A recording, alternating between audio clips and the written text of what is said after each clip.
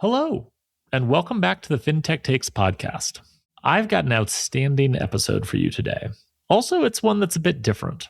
I believe that the rise of sports betting in America is one of the most dangerous trends for consumer financial health that I have seen in my 20 plus years working in the industry. I've felt this way for years, but my level of urgency on this topic has definitely grown in the last 18 months or so as prediction markets have exploded in popularity and embedded themselves inside of fintech apps like Robinhood and Coinbase. Today, in Robinhood and Coinbase, you can invest in an event contract that allows you to hedge the real economic risks that you face if LeBron James fails to secure more than 8 rebounds in a game against the Houston Rockets. Oh my God, I felt so stupid saying that out loud. Even worse, sports betting is beginning to infiltrate the infrastructure that fintech builds on top of. DriveWealth, a brokerage as a service provider that works with fintech companies to embed fractionalized stock trading inside their apps, recently partnered with Kalshi to extend the reach of prediction markets, and thus sports betting, even further. Why is this happening? Where are the regulators? Why have pro sports teams and media outlets embraced this trend with seemingly no reservations? How is all of this impacting consumers? And what might happen next? We can't answer these questions if we don't understand the history of how we got to this point, which is why I was very pleased to be joined on this podcast episode by Danny Funt, author of the book Everybody Loses: The Tumultuous Rise of American Sports Gambling. Now, if you haven't read Danny's book yet, you really, really do need to. I ripped through it in like 3 days. It was fascinating and painted a much more complicated and troubling portrait than even I, a skeptic as it relates to all things sports betting, was expecting. I'm grateful to Danny for coming on the podcast, so let's get right to the interview. Here is my discussion with the author of Everybody Loses, Danny Funt. This is Fintech Takes, the podcast keeping you in the loop on all the latest fintech trends, news, and ideas. I'm Alex Johnson, creator of the Fintech Takes newsletter, your host and self-confessed fintech nerd. Let's go. Okay, Danny, thanks so much for joining me. Hey, my pleasure. I am thrilled to have you here. As I told you before we started recording, I loved the book, loved. And not just because I've sort of found myself to be a sort of student of this space as gambling and investing and financial services have all kind of collapsed in on each other. But I'm a social studies teacher by training. And so I was like nerding out on the history of gambling in America and just all of the different anecdotes and footnotes in the book. It was spectacular. So first of all, job well done. Thank you so much. That's really makes me happy to hear. It was a delightful read. We will, of course, be dropping a link to where you can buy the book in the show notes for the episode. As much as I'd like to start in like colonial history, in the interest of time, I'm going to skip us forward a little bit. I do want to start by talking about, I guess I'd say, the modern history of sports betting in the US, because I think the trajectory of how we got to where we are gives us some really good context for sort of analyzing some of the problems. So let's start in 1992 with the Professional and Amateur Sports Protection Act, PASPA. Can you give the audience a little bit of an understanding of like what that was and the context in which it was created?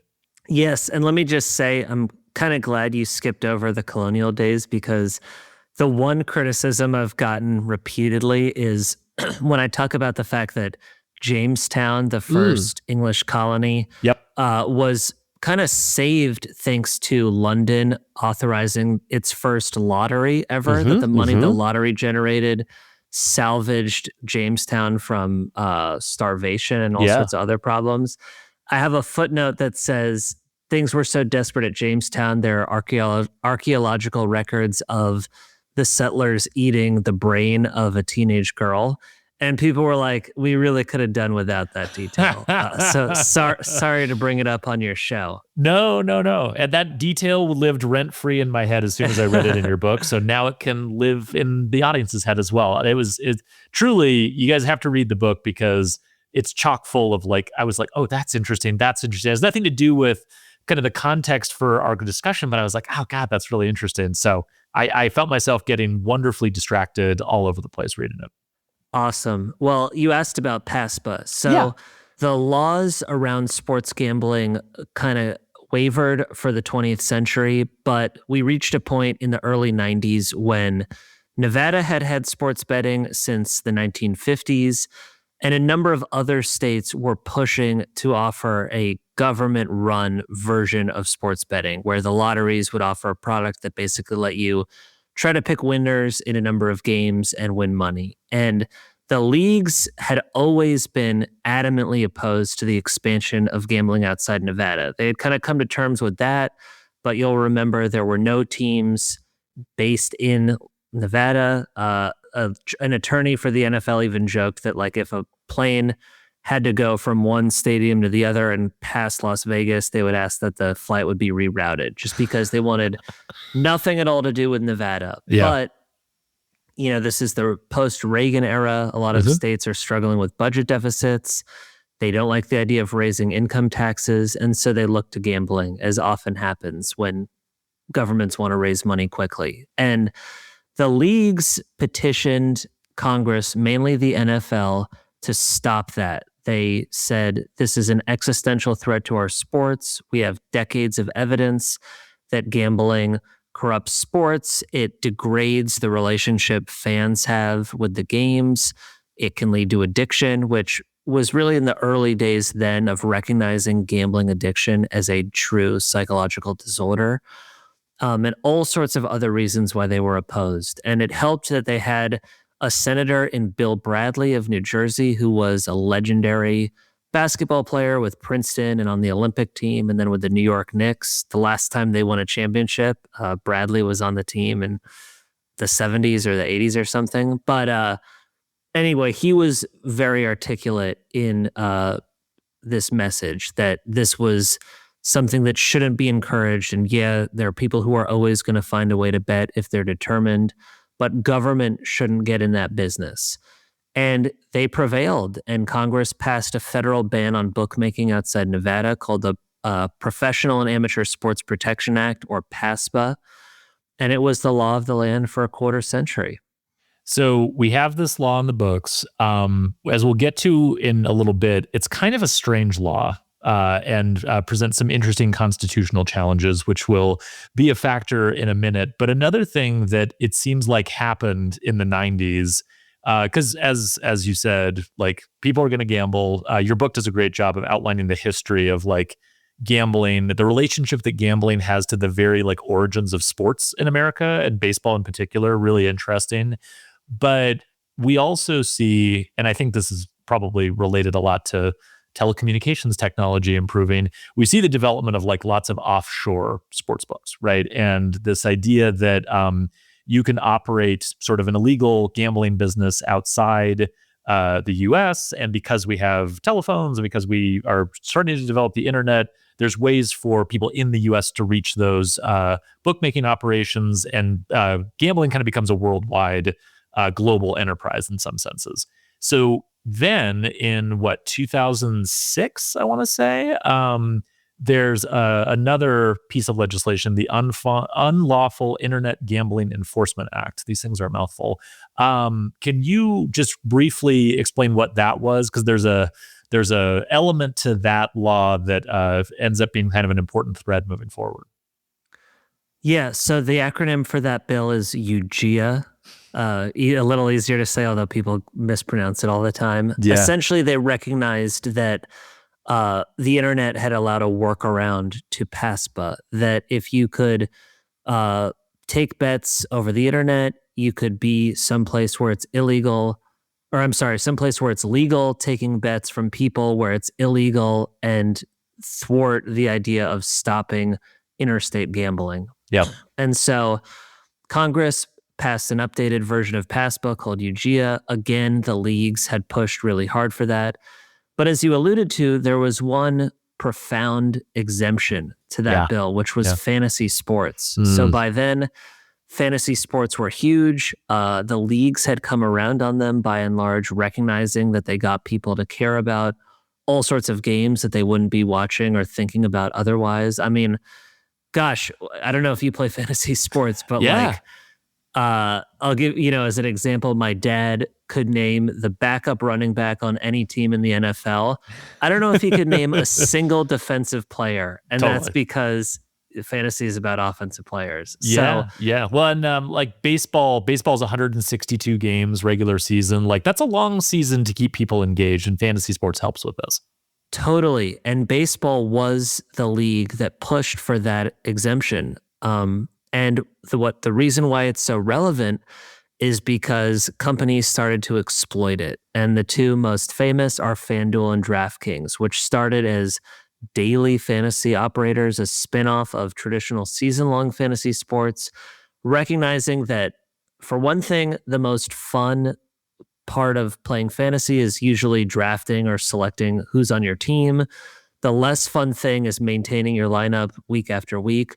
Why not just strip it of everything except that exhilarating first step, which is picking your players, and do that on a week by week or even day by day basis, thus daily fantasy sports. Mm-hmm. The problem is if you're let's say you have a $20 buy-in for your fantasy baseball team, okay, you're not going to get paid for like 6 or 7 months. If you're doing this on a daily basis, you're going to get paid that night potentially. So it feels a lot more like gambling. And there were studies done and just kind of obvious anecdotal evidence collected that the main draw for people with daily fantasy was the chance to win a lot of money, not the skill of the game, which is the legal distinction of a skill game like fantasy versus a game of chance like poker, slots, or sports betting. So, but that allowed FanDuel and DraftKings to become household names, to develop partnerships with the leagues, investments from the leagues, investments from media companies like ESPN. And it really proved to be a decisive head start once 2018 came around and sports betting became legal in more and more states. Absolutely. So that's a great prelude, right? Because, I think, and you do a good job outlining this in the book, there's this notion that like, oh, once gambling becomes something that can be legalized on a state by state basis, then it's like a level playing field and any company can come into the space. But as you sort of point out in the book, that's not true because certain companies had a head start, and even companies like a Caesars sportsbook, for example, that like was dominant in Nevada, like mobile sports betting on a mobile phone, which was kind of the form factor that was developing at the same time that daily fantasy sports was taking off. Like that's its own whole product and muscle that you have to build. And as you point out, DraftKings and FanDuel got a head start on that. I was fascinated to also learn just a little anecdote from the book that the founders of FanDuel had founded previously a website to enable betting on the 2008 U.S. elections, which really rhymes with prediction markets and some stuff we're going to get to a little bit later. So like, really, there's nothing new. This is all just like a pattern that repeats itself over and over. You mentioned 2018, so let's talk about that briefly. As I understand the history, New Jersey is the state that pushes on this, and New Jersey starts down the path towards legalizing sports betting. This is when Chris Christie is governor of New Jersey.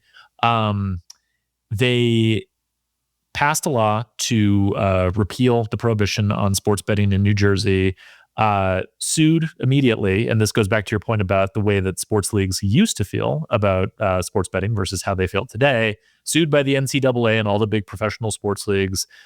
New Jersey loses the case, loses the appeal, tries again in a more narrowly tailored way, gets sued again, loses on appeal again.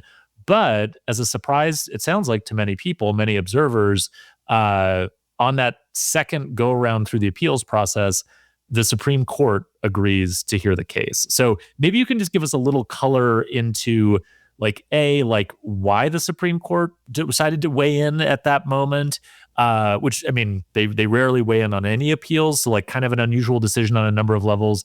And then the decision itself, which, as you say in the book, is kind of misunderstood a bit in terms of like what the Supreme Court's ruling actually meant. So walk us through that real quick. Yeah, it was totally unexpected that the Supreme Court would hear the case after New Jersey had gone 0 for 6 at the appellate level. And very rarely does the Supreme Court weigh in on a case when there's no circuit split, as in, one branch of the federal appellate court says one thing and courts in another state say something else. In this case, judges were totally unified that PASPA was constitutional and there was no issue. And yet the Supreme Court decided to hear the case. I would say the most effective or clever thing that Chris Christie did was hire Ted Olson to represent New Jersey in court. He's probably the most accomplished Supreme Court advocate of his generation. He famously partnered with, he represented, I think, George Bush in the Bush v. Gore case. And then he represented, along with David Boies, who was his adversary in that case, they worked on a case that was sort of the stepping stone to the court allowing gay marriage across the country. So he has a lot of claims to fame. This became one of them because he crafted New Jersey's case in a way that he knew would be appealing to certain justices at the Supreme Court. He got an audience before them. And one of the things, because as you sort of alluded to, this case wasn't really about sports gambling. Obviously, that was the headline. It wasn't really the substance. It was about a fairly obscure 10th Amendment question of how PASPA was constructed and how it did or didn't commandeer the states in violation of the 10th Amendment, which leaves all rights to the states that aren't enumerated in the Constitution. As soon as I start to talk like a lawyer, I feel stupid, but it's complicated. It's kind of dull. But one of the things that he brought up, which really had nothing to do with that question, was the idea that there's a lot of illegal gambling going on. Right. And I asked him about that, and I said, it didn't really feel like that had any relevance to your case. What was the point of bringing that up in your briefs and even in your oral argument? And Ted Olson, who's since passed away, said, when you're arguing before the court, you want them to think what they're going to, if they rule in your favor, it'll have good consequences for the country. Like, that's not really their mandate, but they're human and they don't want to do something that's going to cause trouble. So me being able to argue that there was a lot of illegal betting and that all this would do was bring that above board was maybe not legally relevant, but it was politically or kind of at a human level persuasive. So anyway, he prevails still kind of shockingly in a 6-3 decision. Yeah, he got one of the liberal members of the court to go along, which was surprising to me when I read that. Yeah, Elena Kagan. Yeah. And, a lot of Supreme Court decisions are sort of oversimplified. I don't want to make too much out of that. But I think in this case, it really matters how distorted immediately and even today the summary of the Supreme Court's verdict is. Because people say the Supreme Court authorized sports gambling, or they say Congress lacks the authority to regulate sports gambling, or they said sports gambling should be legal. None of those things are true. In fact, the majority went out of its way to say Congress does have the authority to regulate gambling, as it's done for like 80 years. It had just gone about in this specific law in a strange way that was unconstitutional, because rather than just saying gambling is illegal or even gambling is illegal outside of Nevada, it tried to lock in state laws that had banned gambling. And you can't really do that. You can't tell the states what to do. Yeah. Well, you can't tell them what laws to pass at the state level, but you can pass a federal law that supersedes state law. Right. I don't honestly know. This kind of narrow know. technical distinction that it sounds like Ted Olson did a brilliant job of like honing the court in on this question while giving them the moral architecture to justify the sort of consequences that might come out of that decision. Precisely. But anyway, the real thing that's important about this is it opened the floodgates for states to legalize. By then, Congress didn't have the political interest in doing an updated version of PASPA. And the leagues at that point had come around. So even though they were the parties opposing New Jersey, they had been meeting privately with representatives of the gambling industry in the years leading up to this case. And they had even devised a whole game plan of how they were going to seize on a potential verdict in New Jersey's favor and cash in on that. And what they realized was we've been talking for a century about what a disaster it would be if gambling were expanded beyond Nevada. Even in the depositions for this case, commissioners said things like gambling is an evil and the deadliest possible thing that would happen to sports. How can we justify this 180, this cash grab? And the Supreme Court gave them cover because they were able to spin that decision as saying, this is our new reality. We might as well deal with it. And that was extremely disingenuous, but politically convenient. So jumping right into that then, I mean, you pinpointed an op-ed that Adam Silver, the commissioner of the NBA, wrote in the New York Times, making a lot of these arguments. Again, I think very disingenuously based on like sort of a reinterpretation of sort of like what the Supreme Court was saying and like the reality. He, in your book, you make a great point about cites this number about like how much offshore gambling is happening and like this is already happening. It's really bad and it's happening in the shadows. And if we just can take that and move it into the light, we'll get all the benefits of doing this plus revenue and revenue for the states and all these things. And we'll just not be adding anything negative to the balance. We'll just be like taking this negative thing that's already happening and regulating it better. As you point out, the number that he cites is like the wildest possible guess that has no basis in reality.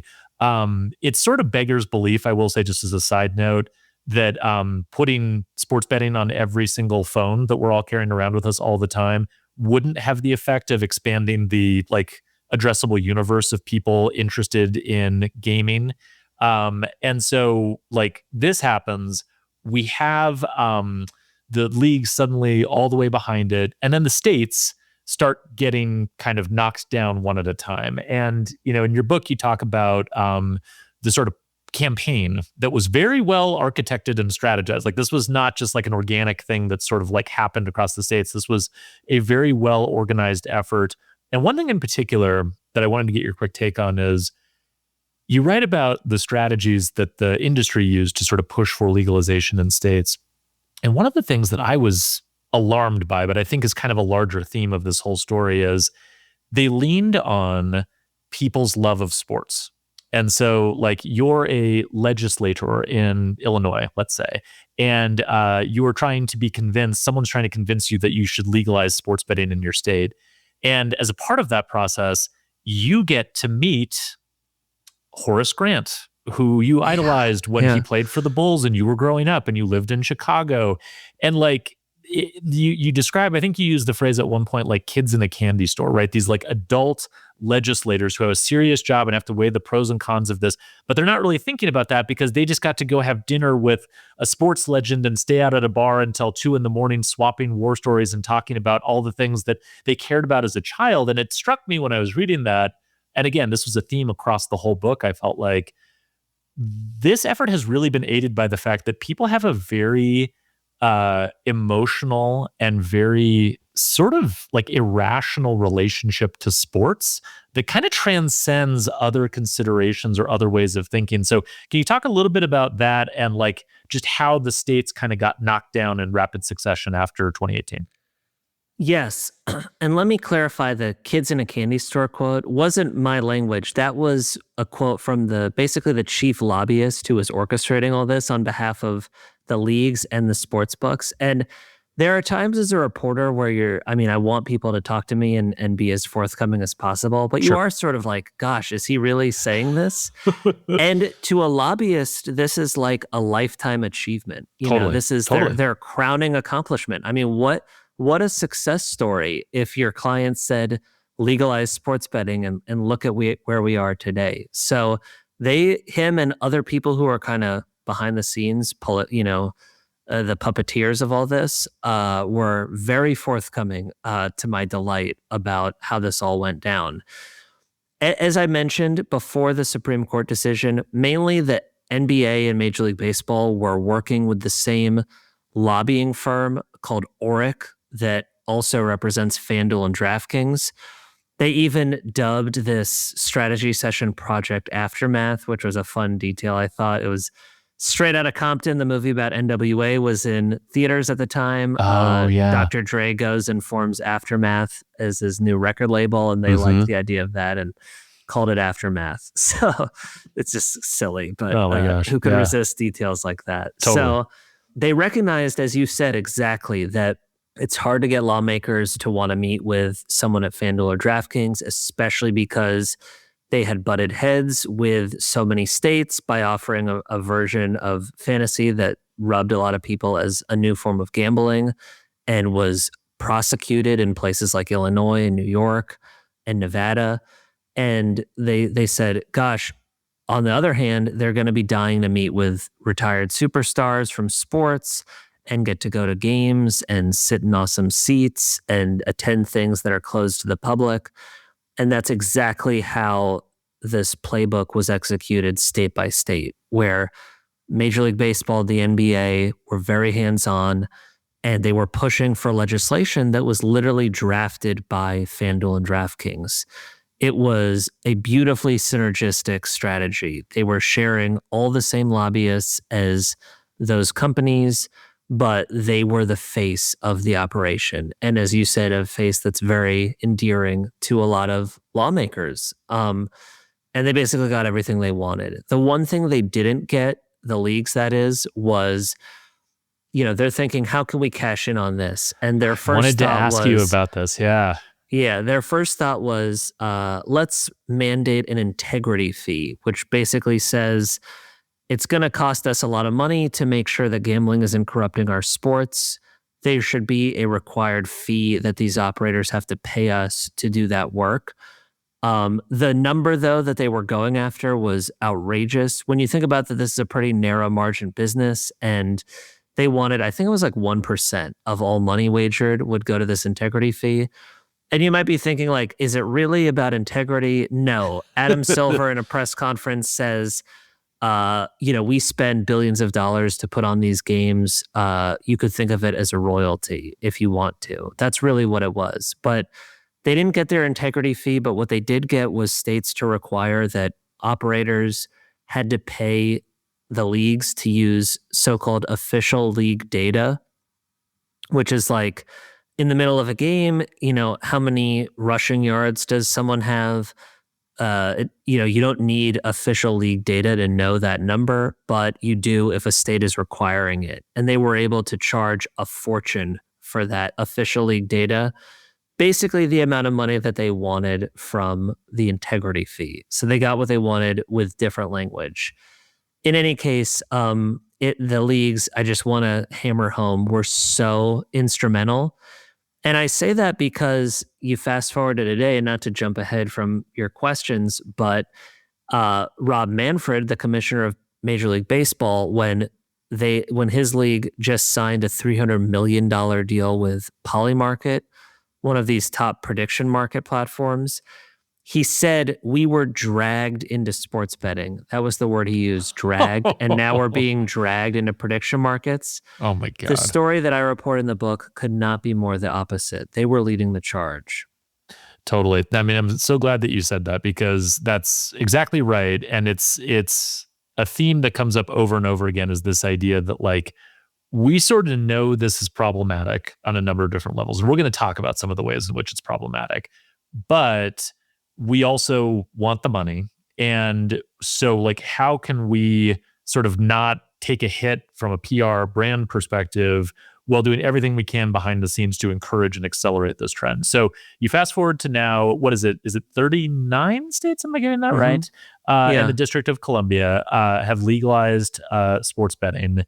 And, one change that I want to just pause on and emphasize and get your take on is going back to FanDuel and DraftKings when they were doing daily fantasy sports. One thing that I thought was really fascinating about this, because again, it rhymes with what we're talking about today in 2026, was that when they were doing daily fantasy sports, they were essentially a platform pitting players against each other, right? So come and play daily fantasy sports, pick your lineups, and whoever does the best wins the big prize, right? And also rhyming with things that are happening today, there was a lot of what you might consider to be insider activity happening in those worlds, right? So like routinely, people who worked at DraftKings would show up on the leaderboard for FanDuel. People who worked at FanDuel would show up on the leaderboard for DraftKings. So like a lot of inside activity happening, but also that sort of P2P model,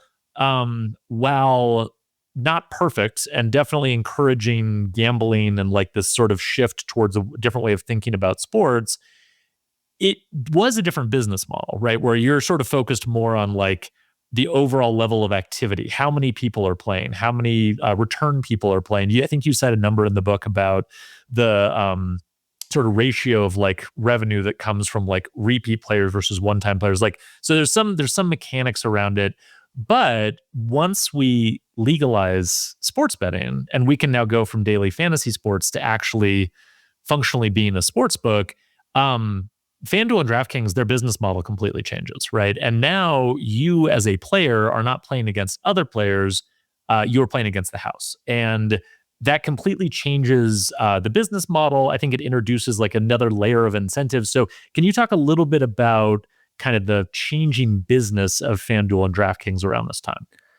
Yeah, but I'm so fascinated by that comparison you made. It sort of had been lost on me, the peer-to-peer presentation of daily fantasy and prediction markets, and then the reality. So the reality for both is it's not really peer-to-peer. You're playing against professionals or groups of professionals, or in prediction markets case, even like institutional investors. Yeah, like Susquehanna and Jane Street, who are right. Such a leg up, obviously. Totally. Yeah. With daily fantasy, there was a McKinsey study that I quote in the book. I'm not going to get it exactly right, but it was something like for daily fantasy baseball, 11 customers accounted for a majority of the prize money winnings. Right. So when you hear that, you're like, does the average customer really stand a chance? And the answer is probably no. Because you have these, just to put a fine point on that, you have a few participants who are like playing all the time because they have an edge over everyone else. And it's in the interest of a FanDuel or DraftKings to allow that, because then they can show, look how many people are playing, look at the big winnings. And as long as that headline is bringing in more players to try it once or twice, the machine kind of keeps rolling. Exactly. Yeah, it was all about the pool of money up for grabs, even though the average person it was like buying a lottery ticket that they were actually going to get it.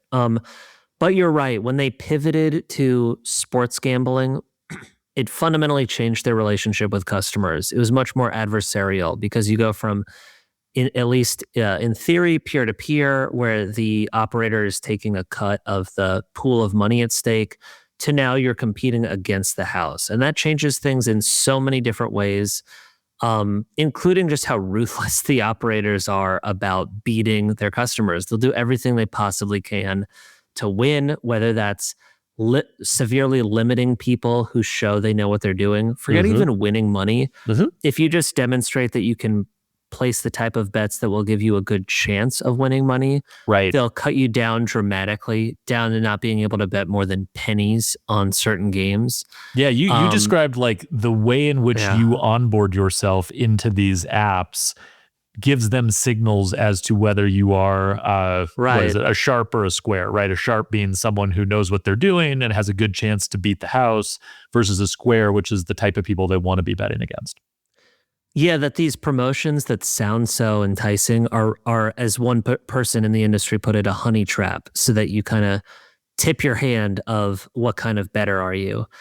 I heard from the former head of product at FanDuel, who was in that role when they did that pivot, and he described how uncomfortable he was with competing with your customers and the type of behavior it brings out of the operator, where you are taking advantage, you're incentivized to take advantage of people, to push people to bet more than they should be, to egg on some of the most vulnerable people who are maybe showing warning signs that they have a problem. All of that was just not what he got in the business to be doing. Another thing about this, there's just so many aspects of the fact that 95% of the business is now conducted online that were lost on politicians. And it seems so obvious, but the product is entirely different when you can bet online versus going to a physical location or even just calling up a bookie. The speed at which you can bet, the ease at which you can place deposits, the number of things you can bet on, including things that happen at a minute by minute basis that you have to be betting online to place those sorts of bets, but also to this relationship, because I don't want to like glorify, Nevada bookmakers, but there is something about seeing your customers face to face and also seeing the bookie face to face that I think makes people a little bit more humane in how they treat the guy on the other side of the counter. There's a great part of your book that I can't emphasize people Yeah. try to hone in on enough, because if you work in financial services, you'll recognize the parallels. In financial services, we talk a lot about the difference between like fintech, where it's like you're interacting with an app and there's no humans or whatever, versus like a community bank where you go into the community bank. It's a Oh, yeah. family-owned community bank. They know you. They knew your father. You have a relationship with them, and like the distinction between those two different service models and how they sort of manifest in like the outcomes that customers get. And you have a great anecdote in the book about, I can't remember the name of the Las Vegas casino that you honed in on for this, but it's like a family-owned sports book and South casino. Point. South Point, Yeah. yeah. And it's so great because it's like they're a casino. They do casino things. They have a sports book. They offer different types of bets. Like it's kind of what it is. And yet, like the way they talk about their business, the way they talk about their customers, the disdain they have for the mobile sports books, all of those came through so clearly as a very big difference between them, even though they're fundamentally in the same business, which I thought was fascinating.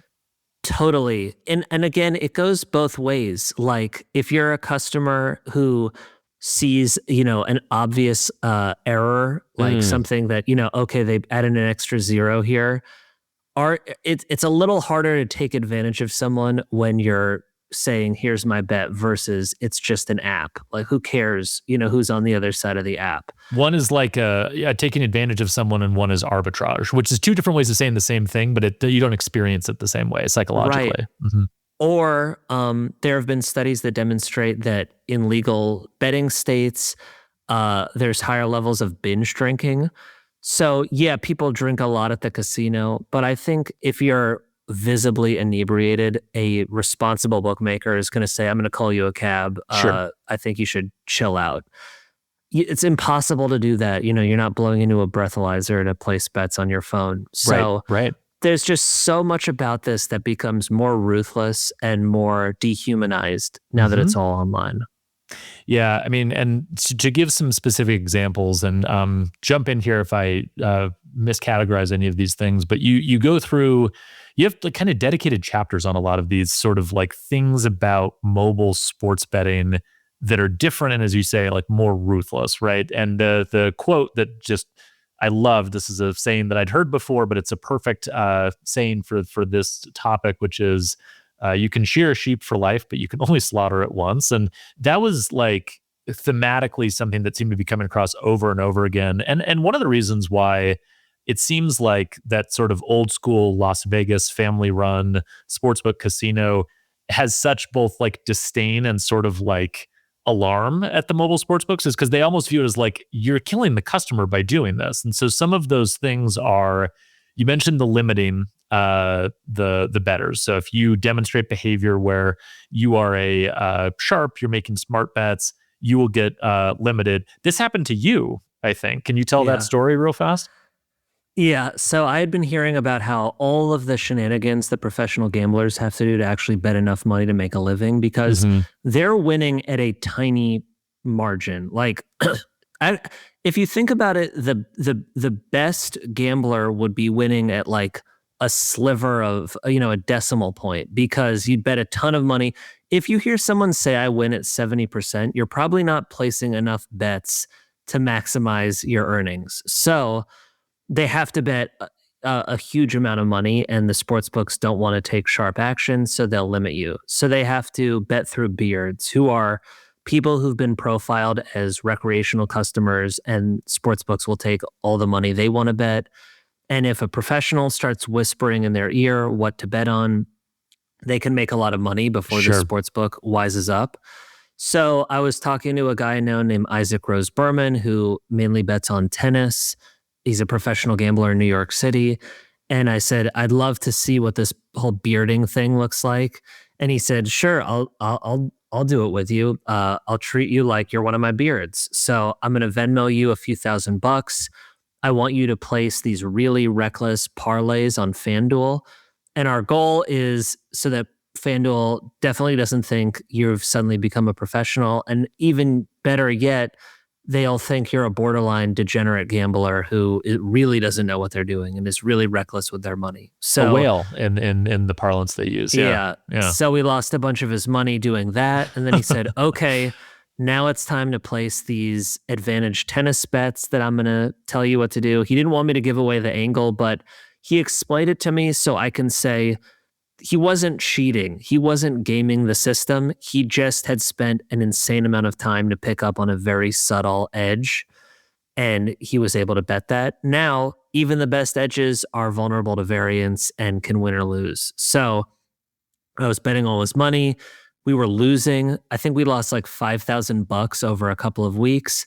And yet, all of a sudden, FanDuel wouldn't take those bets on tennis. I had been betting thousands. Now I couldn't bet more than like $50.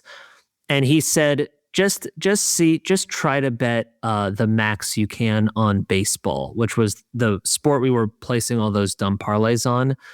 And I could still bet thousands and thousands of dollars on baseball, just not tennis, because we had demonstrated that we knew sharp bets on tennis. And the funny coda to that story is this was all on FanDuel. I pretty much stopped using FanDuel after this experiment. And then the day my book comes out, I get a call, and on caller ID it says FanDuel. And I'm thinking, okay, they have a pretty combative PR department. I'm sure they want to chew me out about something I published. And I answer, and it's a very polite customer service representative who says, hey, Danny, we noticed it's been a long time since you signed into your FanDuel account. What can we do to bring you back? We'd love your business again. Oh my gosh. I really enjoyed that. That was hilarious. Oh my gosh. Well, and that's amazing. And it's relevant because the other thing I wanted to ask you about in this category, obviously, I think most folks listening understand same game parlays and the fact that they're suckers bets. And obviously the sports books have all leaned very heavily into those. Risk-free promotions is something that I think everyone also kind of sees. They can be very sort of deceptive. In fact, that's actually been a place where it seems like states have actually pushed back somewhat effectively, depending on the state. But the other one that maybe people don't fully understand unless they've actually lived this situation is the VIP program. And this is kind of like what you just described, where if you seem like a promising customer, meaning someone who is both not good at betting and someone who bets a lot or has ample ability to bet a lot, that there are humans who work at these companies at FanDuel and DraftKings who work in, I don't know what they call it, guest relations. Like I'm not sure what the title of the job is. Host, actually, I think was the word that was used to describe it. And their job is to basically be like kind of customer relationship managers. And again, to put it in a banking fintech context, this is like private banker for wealthy person who has a lot of money at the bank, or like loan officer at bank who has a customer that they frequently like do business with. So for the most profitable, you get the one-to-one human touch. This exists in mobile sports betting too. It does. This was my favorite chapter by far. It was actually the chapter I wrote first, just because I felt like my reporting was so electric. I was like, I got to get this on the page immediately. I hadn't even picked up on the extent of this after covering the industry for a few years before diving into the book. And what I learned from speaking with a bunch of these hosts, these people who are responsible, there's hundreds of hosts at the top operators.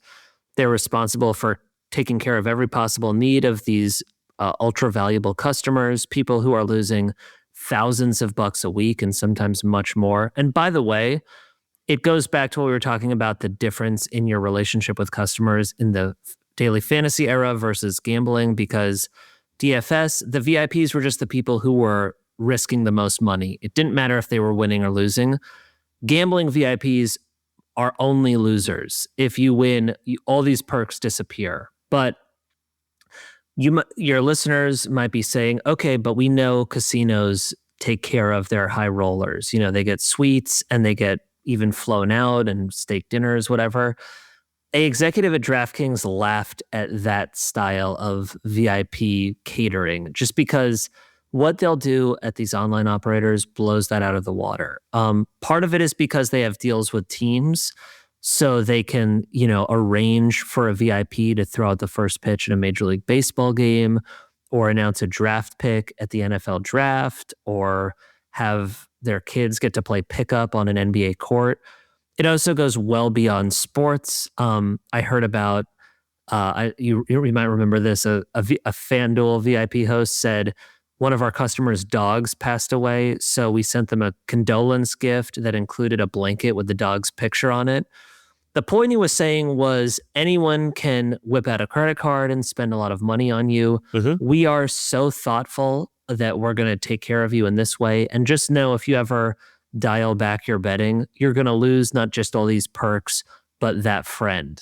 And that, I think, is where this gets really messy, because the friend is also the person who's sometimes egging you on and saying, are you going to bet on this game? Are you going to bet on that game? It's kind of like, and I'm not a finance guy at all, but I know there's very strict rules about offering, investing advice. And they really toe the line in this, where they'll say, if I were betting, I might take, this prop tonight, or gosh, this looks pretty good. Have you bet that yet? And then they're just also egging you on so you never stop betting. And if you take a little break, they'll say, here's a $500 or $1,000 deposit match, or, hey, what can I do to sweeten the deal so you get back betting the way you were a moment ago? That, to me, feels like one of the most ethically fraught sides of this business, and something that basically everything we're talking about has been litigated in other countries that have had online sports betting for longer. And I remember distinctly speaking with a bookie in England who said, it's just a matter of time before states crack down on these VIP practices. And it's almost like they're squeezing the lemon as hard as they can, knowing that sort of reform is coming, because there's just no way they're going to be able to get away with this for long. It's so dangerous when you're egging on, in many ways, your most vulnerable customers. No, I mean, could not be more true. And, your point about squeezing the lemon as hard as you can, I see that all the time with prediction markets right now, with a whole bunch of stuff happening in financial services regulation as well. So another thing that is actually related to your point about kind of these strange incentives that exist, where it's like, oh yeah, here's what I would do if it were me, but it's not me, but I do have a clear financial incentive to encourage you in this direction. You had another chapter in your book about the relationship between sports betting and sports media. And I will say that I have found, I actually don't consume much fintech content because I live that life every single day. So most of my podcasts and stuff I listen to are sports media podcasts. And for years now, it has been evident that sports media is just saturated with gambling advertisements and gambling sponsorships and gambling partnerships.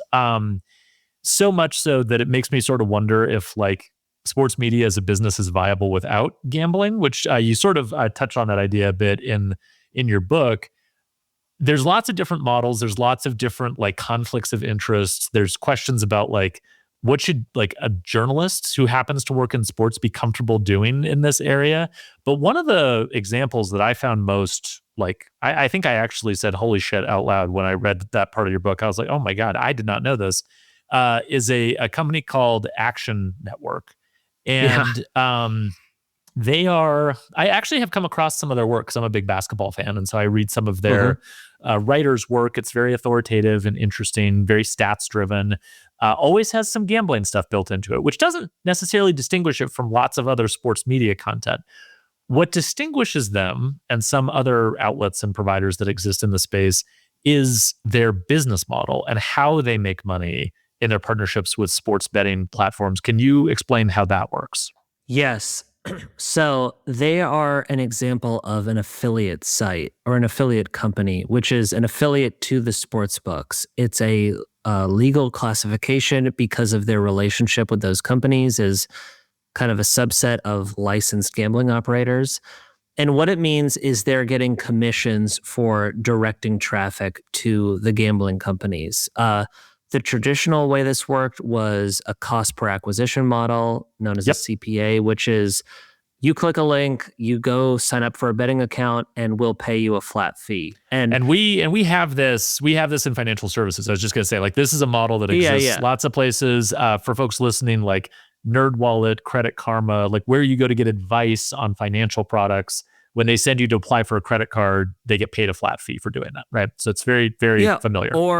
Or Wirecutter or any other recommendations. It's ubiquitous online, and I think it's not always nefarious if the incentives are aligned. The problem is sports bettors are in competition with the sports books, and you're only going to do it if you think you have a chance of winning money. So if a media outlet is giving you advice that's presented as helping you beat the sport book or outsmart the bookmaker, and they're giving you the impression that this is a legitimate way to win money, but in the meantime, they're being paid for, in one version, just sending the sportsbook customers.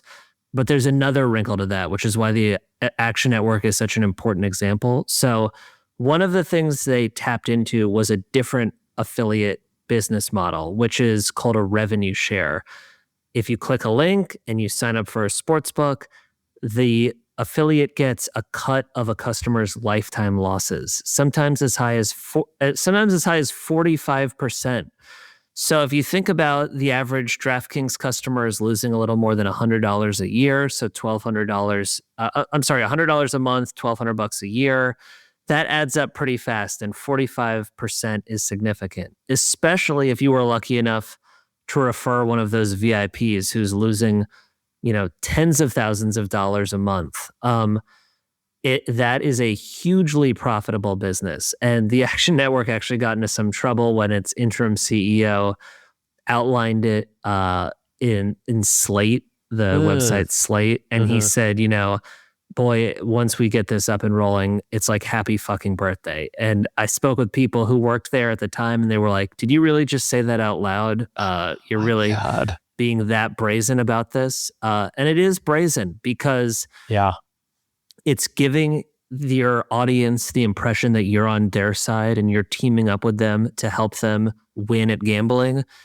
And in the meantime, and without disclosing this, you're getting money based on how much they lose. And the argument that you hear from these affiliates is, we're not going to give out deliberately bad picks. Like, we're going to lose all our audience as soon as we start doing that. That would be a terrible business strategy.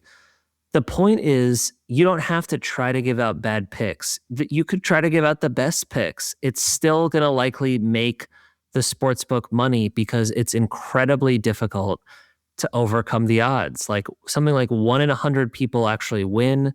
If you do win briefly, it's very hard to keep winning.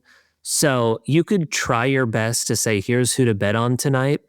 And chances are your audience is going to lose money. And if you're getting a cut of their losses, you're going to profit. So it's an extraordinarily fraught side of the business. I think it's just the epitome of a conflict of interest. And this isn't confined to affiliate sites, because Action Network provides gambling content to all sorts of newspapers like the New York Post and the Philadelphia Inquirer. A lot of traditional media utilize affiliates to supply gambling content. Basically, anytime you see a link that refers to that sends you off to a sports book, chances are there's some sort of affiliate relationship there. And I really don't think the average media consumer / sports bettor has any idea how that side of the business works. It would be a huge turnoff if they did. Well, absolutely. I mean, to put it in a financial services context, like, imagine that you went to NerdWallet or Credit Karma, got a recommendation for a credit card to use, signed up for the credit card, And then you found out that the credit card issuer was paying a percentage of the money they made on you revolving a balance on that card that they funneled back to NerdWallet or Credit Karma. Like, it's such a clearly bad and quite frankly insane incentive. I like gasped out loud when I read that in your book. So that was an amazing and disturbing detail. I want to wrap up by talking about two topics real quick. The first one, which we've already touched on a couple of times, but I want to get your sort of explicit take on, is prediction markets. Obviously, prediction markets kind of fell outside the scope of your book, but I know you've been paying attention to them.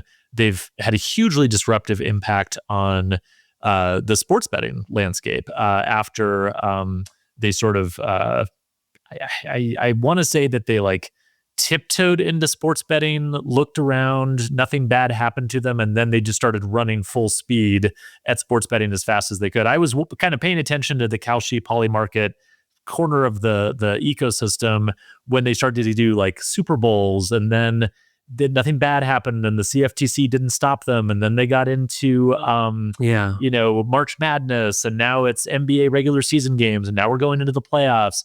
They have partnerships with sports leagues or being negotiated. Those are being negotiated as we speak.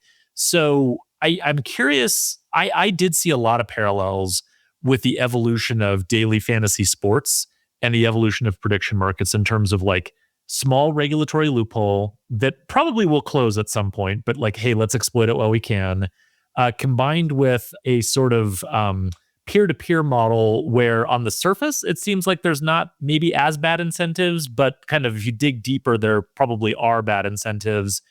And then the final point I wanted to make about the parallel is the FanDuel, DraftKings, and you outlined this well in your book, for a long time, they weren't profitable. And even today, like calling them wildly profitable would be a big overstatement. Like, it's a thin margin business. And my supposition would be, as they've had to sort of show profitability to investors, a lot of the levers that were available to them to sort of like act worse and act in a more adversarial or slaughter the sheep sort of mentality, that became sort of an incentive they had to lean more into as they were under pressure to do that. So when I look at something like prediction markets, I'm in no way reassured by the recent history we've just been talking through. What's your take on it?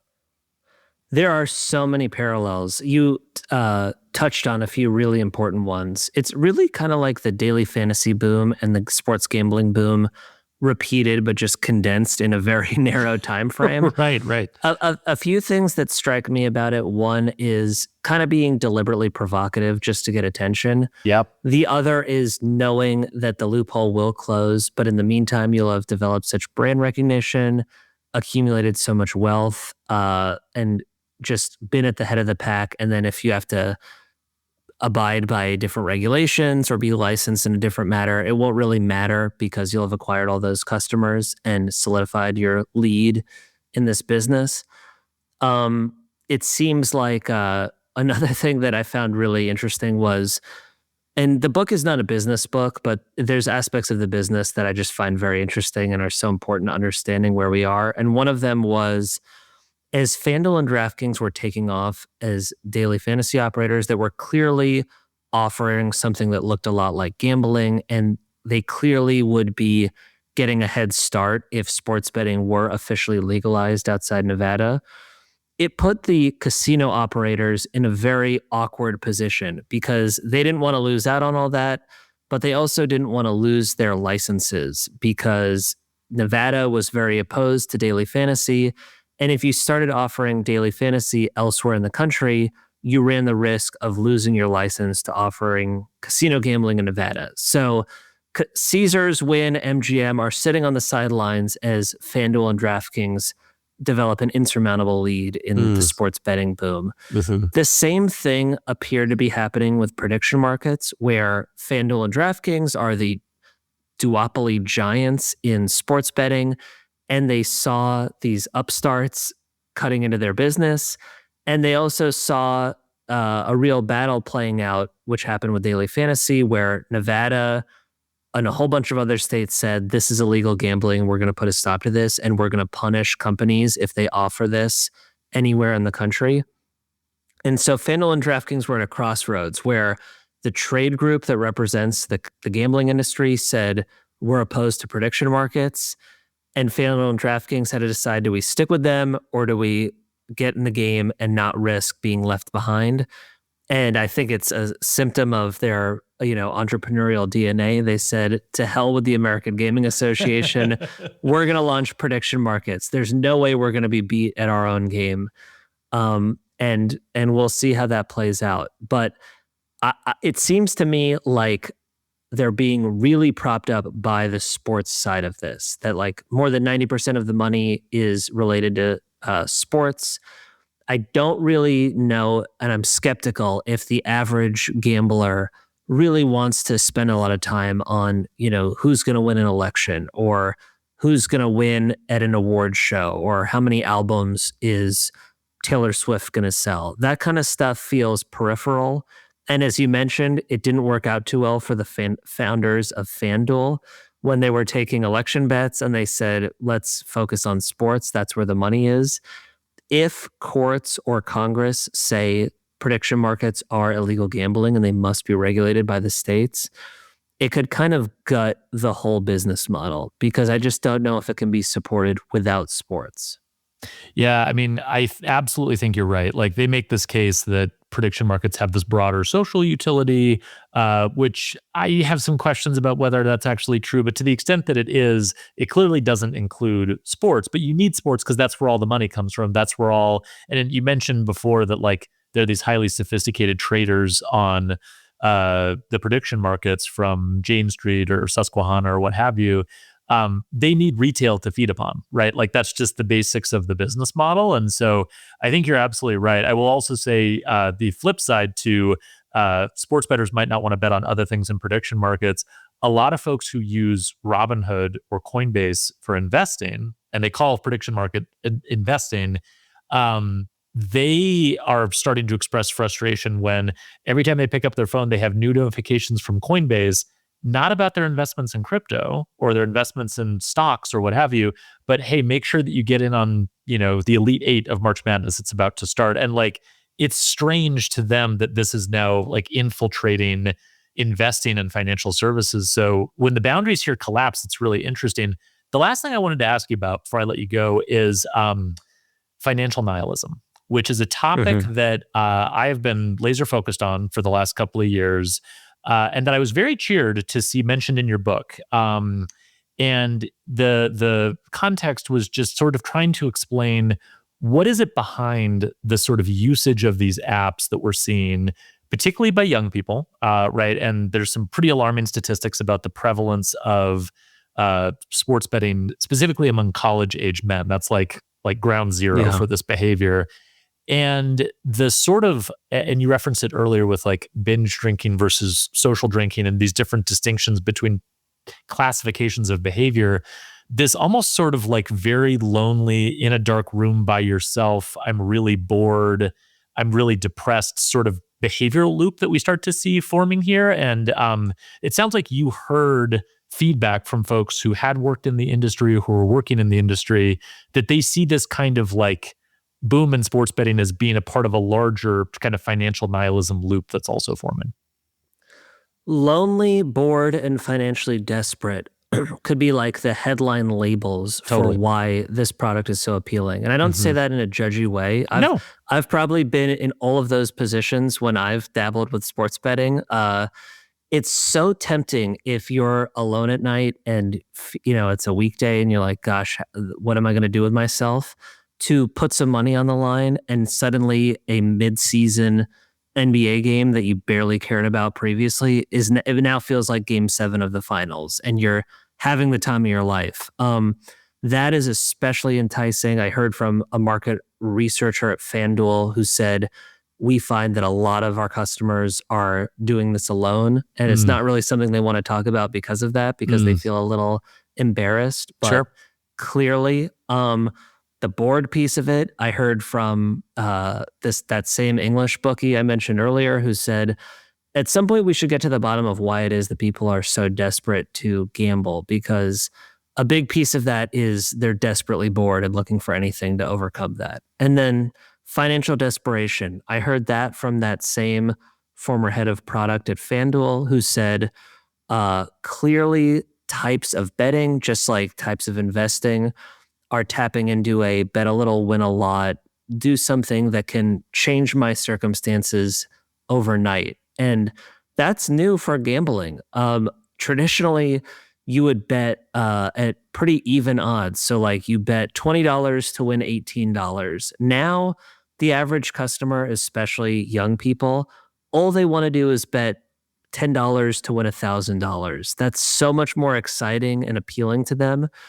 And he wondered, if you pull on that, what does that reveal about Americans? Do they feel like a hopelessness about having enough money to pay off loans or debt or ever afford a house or ever afford anything that they're looking longingly at? And the idea that gambling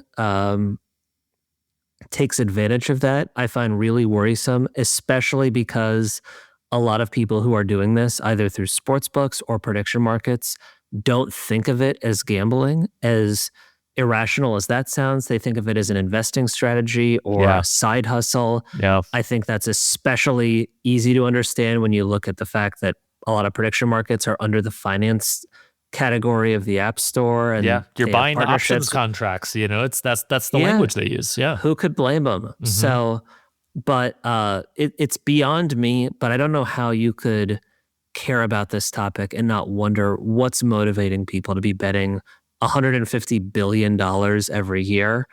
And it might offer some pretty grim reflections about American life and especially young men. Absolutely. Well, it's a grim reality that I am trying to look as hard at as possible. I know a lot of folks listening to this are as well. Really, really good and sobering stuff. The book is Everybody Loses, The Tumultuous Rise of American Sports Gambling. Danny, loved the book. Loved this conversation. Thank you so much for coming on. Thank you, Alex. I really enjoyed it too. Thank you for listening to this episode of Fintech Takes. Stay up to date with emerging companies and the latest fintech trends by subscribing wherever you get your podcasts. And if you love Fintech Takes, please tell a friend.